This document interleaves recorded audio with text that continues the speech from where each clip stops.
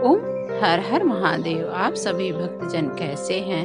हमको आशा है कि हमारी माता रानी की कृपा से, हमारे शिव जी की कृपा से आप सभी लोग अच्छे ही होंगे। आज मैं ब्रह्मचारिणी माता की कथा सुनाने जा रही हूँ, जो लोग प्रथम दिन शैलपुत्री माता की कथा होती है, द्वितीय दिन ब्रह्मचारिणी माता की कथा होती है। चारिणी माता की जो कथा को श्रवण करता है उसको मनवांछित फल की प्राप्ति होती है। और आप कथा सुनना चाहते हैं तो हमारे चैनल को लाइक करिए और सब्सक्राइब करिए, दूसरों के साथ शेयर करिए, जिससे कि सारी नोटिफिकेशन आपके पास जाती रहे। आइए हम लोग कथा की ओर चलते हैं। नवरात्र के दूसरे दिन माता ब्रह्मचारिणी की पूजा अर्चना की जाती है। नवरात्र की 9 देवियों में ब्रह्मचारिणी देवी का अर्थ है तप का आचरण करने वाली देवी है।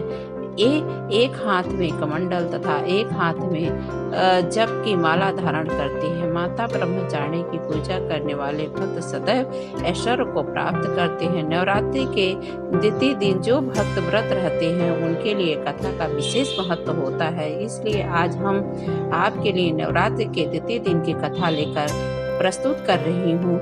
यह माता ब्रह्मचारिणी की कथा है।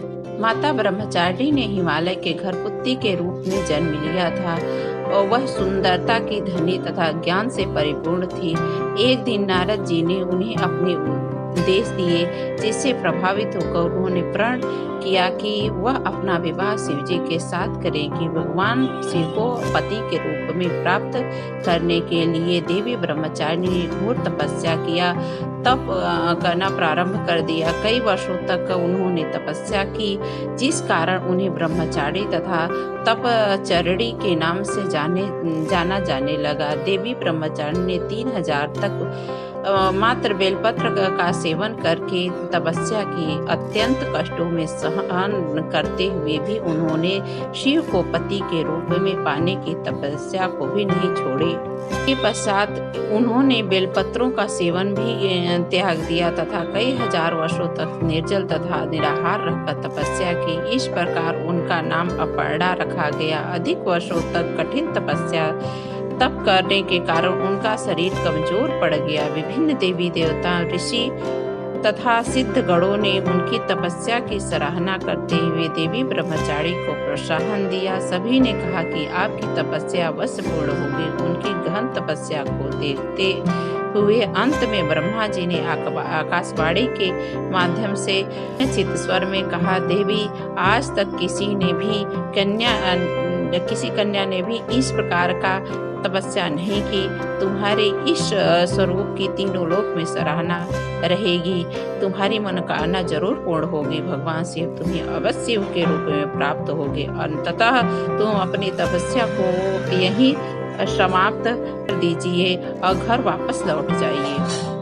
जल्द ही आपके पिता आपको बुलाने आ रहे हैं। इस देवी की कथा का यह सार है कि जीवन के कठिन संघर्षों में भी यह अपने मन को विचलित नहीं किया। माँ ब्रह्मचारिणी देवी की कृपा से सर्व सिद्ध प्राप्त होती है। दुर्गा पूजा करके दूसरे दिन देवी की इस स्वरूप की उपासना करनी चाहिए।